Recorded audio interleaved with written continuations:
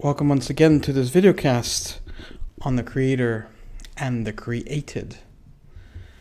We will be speaking today about the life of God, and St. Thomas Aquinas treats this in question 18 of the first part of the Summa Theologiae.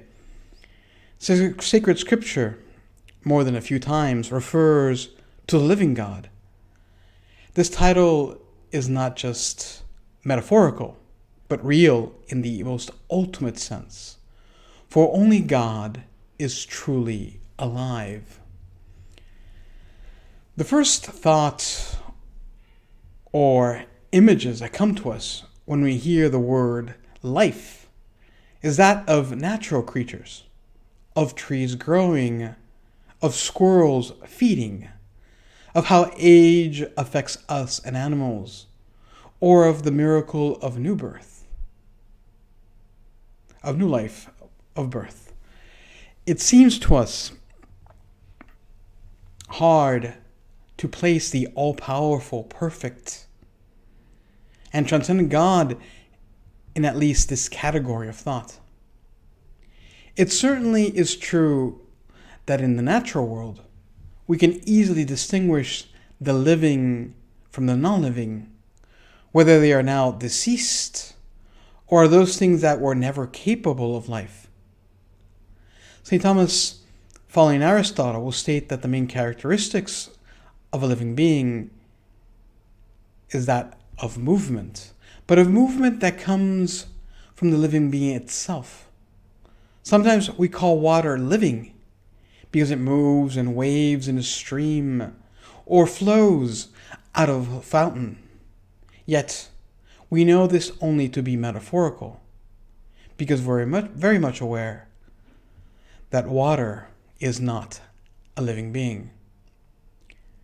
This movement that a living creature is capable of springs not from gravity or from any external force, but from the very center of each living being. There are certainly different kinds of operations or movements that only a living being can perform. By its own power, it can go from one place to another. It grows in size, it feeds, and turns the food into itself. It reproduces more of its kind. Yet even if these movements are fundamental to distinguish life in natural beings, there are other movements or operations that are hierarchical. Not all living beings are capable of them. Like acquiring knowledge, not just knowing where to feed, but learning the essences of things, being capable to name all the animals of creation. The intellectual life is a movement from ignorance to knowledge, or even from ignorance to wisdom. Nevertheless, all these operations, kinds, or characteristics of life state that a certain substance is living. To live, however, is even more fundamental than the operations of life. It is the being that lives. Life not only comes from its center, but to live means that one is of this nature.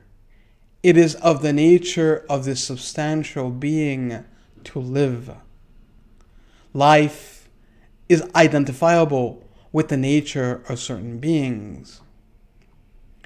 These operations of life that span the hierarchy of living beings are caused by the nature of such a being. They are finalized movements from their substance or substantial form. In man, to eat, to grow, to reproduce, to learn, are even conditioned by his liberty. They come from his very existence as living and natural being.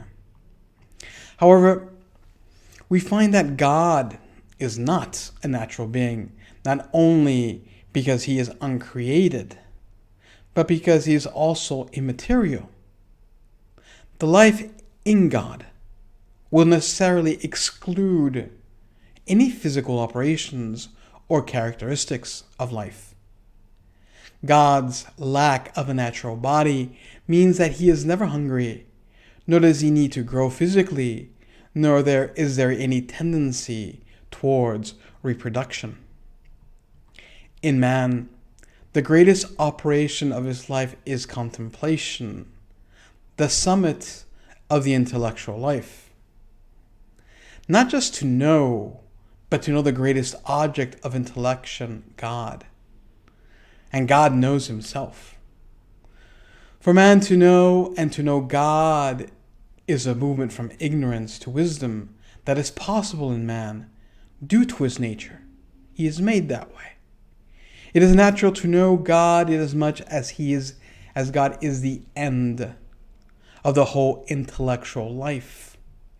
Certainly, God is not an object of knowledge, not a direct object of knowledge like other beings, like being as such, ends. Natural knowledge of God will always be through the knowledge of the effects of creation.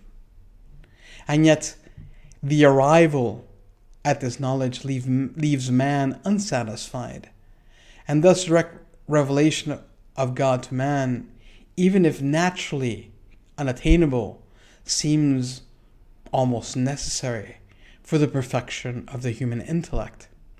In fact, the immortality of man's soul is shown by the fact that the intellectual life is essentially independent of the body, even if there is a dependence. For naturally, nothing is in the intellect that has not passed through the senses.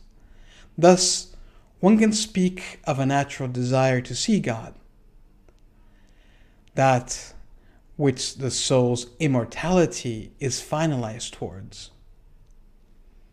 Man is a creature created in the image of God, and one of the signs of this is man's intellectual life.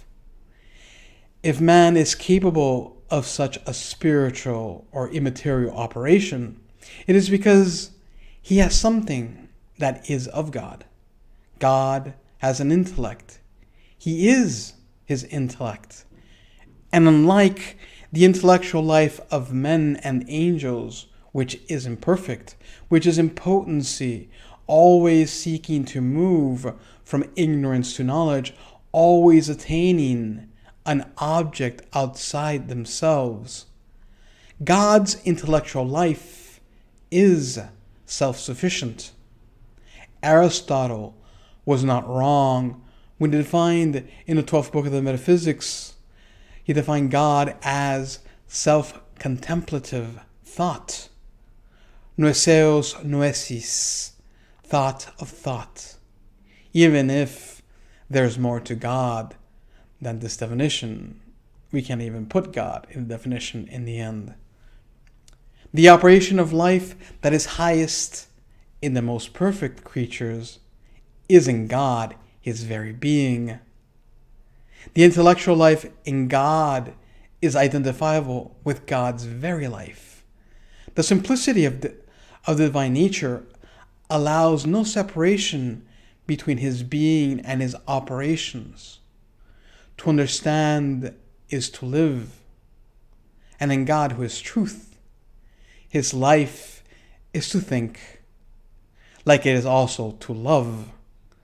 But this will we be speaking of when we speak of God's will and about his love in the next video casts. Thank you for listening, and until tomorrow at 9:30.